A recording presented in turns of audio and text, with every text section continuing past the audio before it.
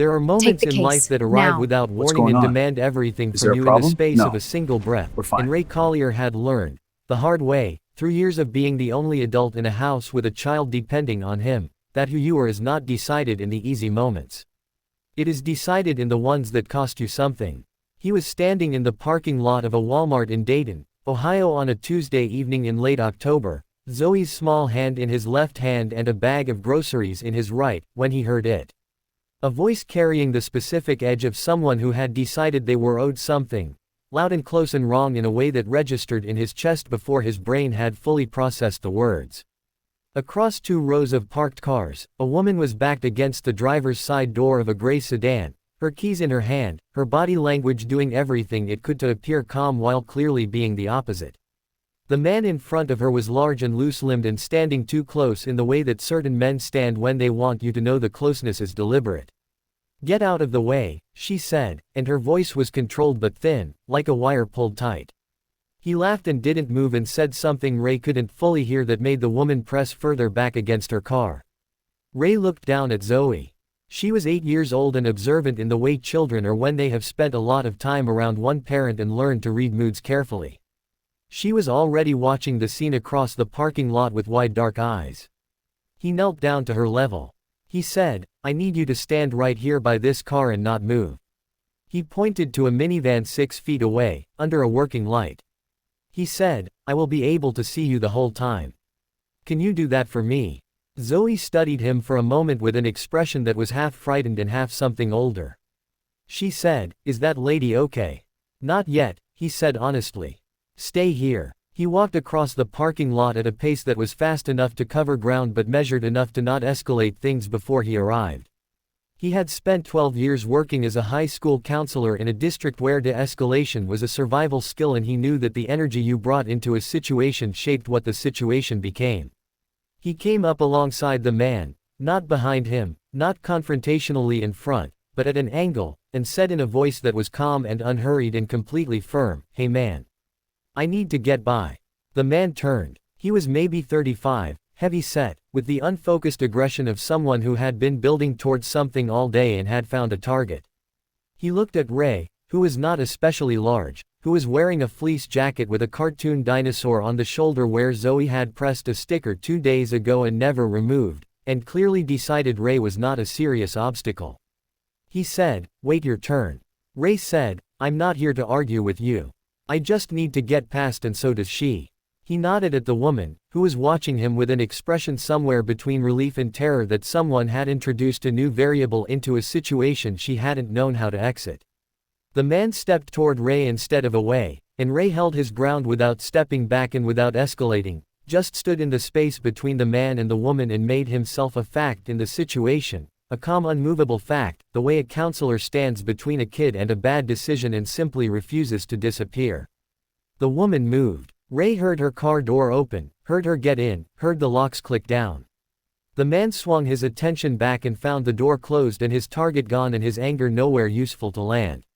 He looked at Ray with something ugly and recalculating. Ray met his eyes steadily, not challenging, not backing down, just present.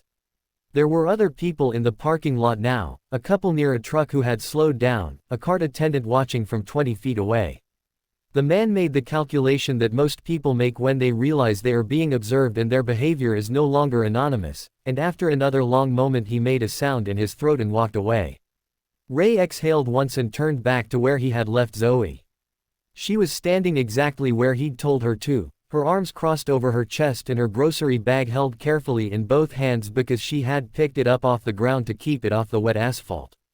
She walked to him quickly and took his hand without saying anything for a moment. Then she said, "Did you know that lady?" "No," he said. She thought about this. She said, "So you just helped her because she needed help?" "Yeah," he said. "That's the reason." They were loading the groceries into the trunk when someone touched Ray's arm. He turned and it was her, the woman from the sedan, her window rolled down, parked now in the lane behind him.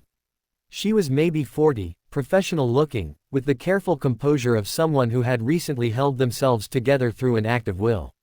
Her eyes were still bright in the way eyes get after adrenaline has moved through them. She said, "I want to thank you." She said it directly, without the deflection people often use around gratitude, like she had decided in the last 5 minutes that she was going to say what she meant. Ray said, "I'm glad you're okay." She looked at Zoe, who was watching her solemnly from beside the trunk. She said to Zoe, "Your dad is a good man. I hope you know that." Zoe considered this with the gravity she applied to most things. She said, "I know. He does stuff like that." The woman smiled, sudden and real. She reached into the back seat and produced a small pumpkin, the decorative kind, orange and perfect, clearly just purchased, and held it out toward Zoe.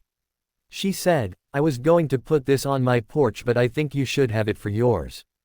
Zoe looked at Ray. He nodded. She took the pumpkin with both hands and held it like it was something worth holding carefully. The woman looked at Ray one more time and said, "Thank you for not walking past." A lot of people walked past. He thought about that on the drive home, Zoe in the back seat with her pumpkin in her lap, the radio on low. He thought about the people who had been in that parking lot, and there had been people, there were always people, and the particular human instinct to make yourself small in the presence of something uncomfortable, to find reasons why it wasn't your business, why someone else would handle it, why getting involved was too uncertain and too costly. He understood it. He wasn't judging it. He had felt the pull of it himself for a half second before Zoe's voice asking if that lady was okay had made the decision simple. He thought that was maybe the thing about having a child watching you, not that it made you perform goodness for an audience, but that it stripped away the elaborate internal negotiations and left only the clearest version of what you actually believed.